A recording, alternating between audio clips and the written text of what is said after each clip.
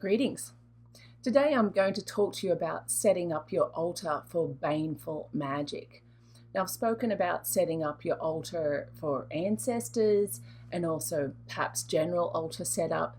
But when you're doing works for controlling or hexing or cursing, you want to set up an altar that's separate from the work that you're doing for protection or for other more lighter spiritual purposes.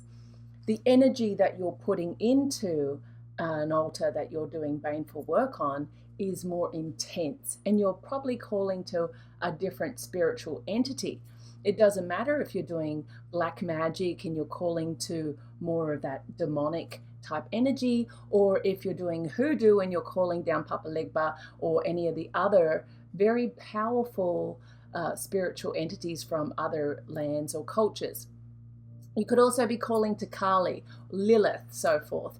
And all of these energies, these really heavy, intense energies, and their state of mind you have to be in when you're calling to these entities is very different from the altar that you're going to set up to do lighter spiritual work. You get it? So, where can you set up this altar? The first question. I have recommended in the past that you don't set up this level of altar in your bedroom or somewhere that you sleep, especially if you're not used to this type of energy. However, if you're used to this type of energy and if having this level of spirit around you doesn't bother you, then of course, if this is the only space that you've got to set it up in, then do so. But also you can do it outside. So if you have a big, beautiful tree outside, especially one of those old trees like the banyan trees or big oak trees with little nooks and crannies in there, it's really awesome to set that up as an outside altar. Outside altars have lots of playful spiritual entities around there too. So you can call to these spiritual entities to assist you in your workings. Now, I just remembered back in Australia, in the Hunter Valley, on a property there, I've got a big, beautiful outside altar. And it's interesting that when people who aren't from a magical space or place, not witches, warlocks, or any form of occultists, walk past this place, even though visually they don't know exactly what it's for, they can feel the change in energy there. And that's because when you do create a temple or an altar or a space for magical purposes, it does change that energy. So it doesn't matter. So the point is, it doesn't matter where you're setting up this altar, just know that it's going to create a certain energy vortex around it to protect the space, to protect the working that's going on there, and to really transform your world when you're doing that world from the mundane into the magical. Now, if you don't have access to an outside space and you cannot do it in any other part of your house or yard, you'll need to set up a temporary altar, and that is perfectly okay. So where can you do that? Well, you can do it on your bedroom floor. If you need to go in your bedroom and you have a certain little part of your room and it's on the floor, then that is your altar space. Traditionally, especially when looking at more folk magic cultures, a lot of the altars were on the ground. You created a space, a ritual space, and you did your workings on the ground. That is perfectly okay. If you're in your bedroom, maybe you have a drawer, a large drawer that you can consecrate and have that for your magical workings. It could be a box. It could be something that is just set up, like even a cardboard box. You can actually set that up to be your temporary and movable altar space. So there shouldn't be any excuse why you can't set it up. Okay, so that's given you lots of ideas on where to set it up. What is really important is that you consecrate that space. So rather than just talk about it, I'm going to take you over to my current space that I've set up for baneful work here in New Orleans, and I'll show you how you can set it up and give you a couple of ideas. Okay, so let's head over to my altar. So here we have my altar for Baneful Magic here in New Orleans, and I'll walk you through some of the concepts that I've set up here so you can decide what you want to do yourself.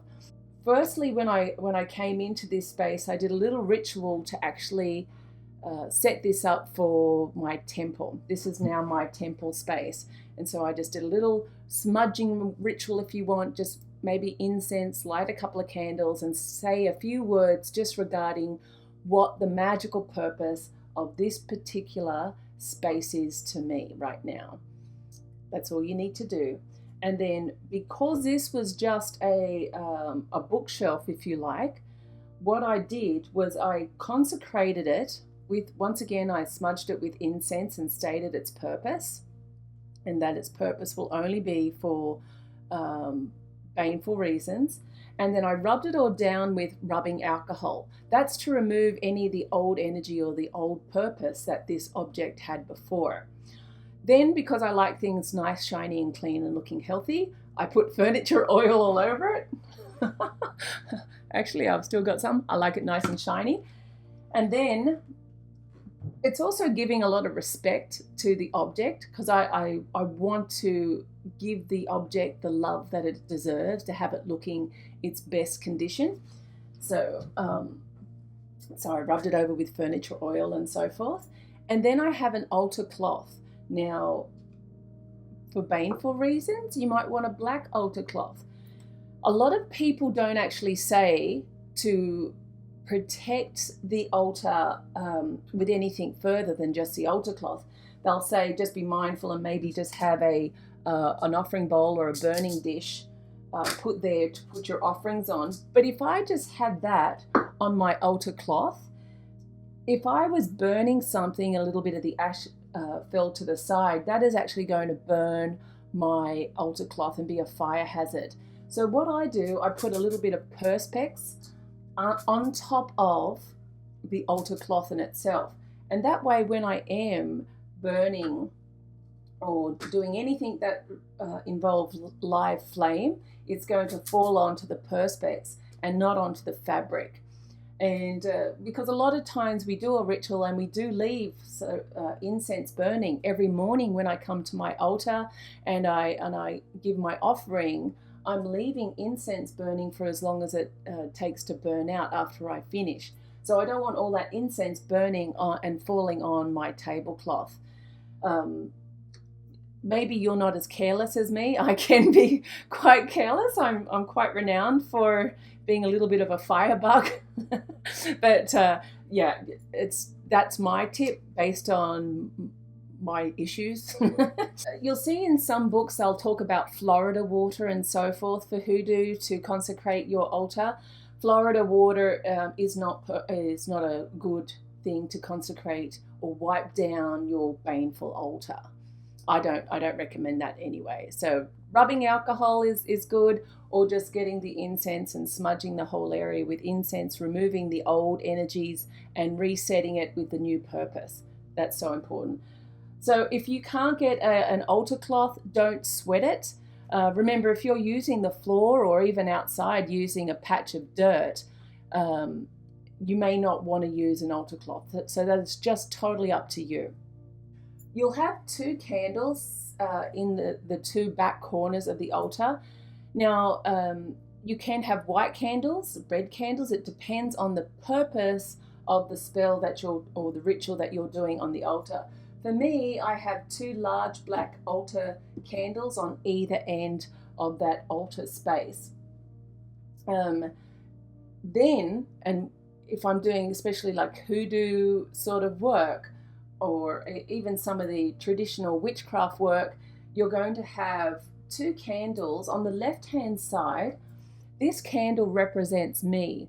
Or if you were doing work for someone else, you've got a candle that represents the person that you're doing the work for. This candle represents me, and then this candle represents the target, the person that I'm working or wanting to manipulate. So this is on the right-hand side. Also on the right-hand side, if I had any personal concerns with this person, maybe photos, nail clippings, if I had a jar or something connected to this, This would all be on my right hand side, all of that here. You always have your incense, if it's burning, right in the center. Okay, and it's the same if you had a scrying mirror or something like that, that would be set up right here actually, because the incense would be burning in front of the scrying mirror, and you would be connecting to spiritual source or doing divination, looking through the incense into the scrying mirror. So if I had to give you the most important tip, it would be to consecrate the area. Make sure you set the intention for whatever altar that you use. So it doesn't matter if it has none of this stuff on it and all you're doing is consecrating the area and you're setting the intention, the purpose for that magical space. So when you go in there with your candle, maybe it's just a candle and you're putting it down there, this candle is now sitting in a magical space ready for the magical purpose or intention you're about to give it. That's so important. Because without a magical intention to any of these spaces, it's just all mundane. And that is the huge difference. The spirituality of that item and of you when you enter that space. I hope this has helped, and I'll see you next time.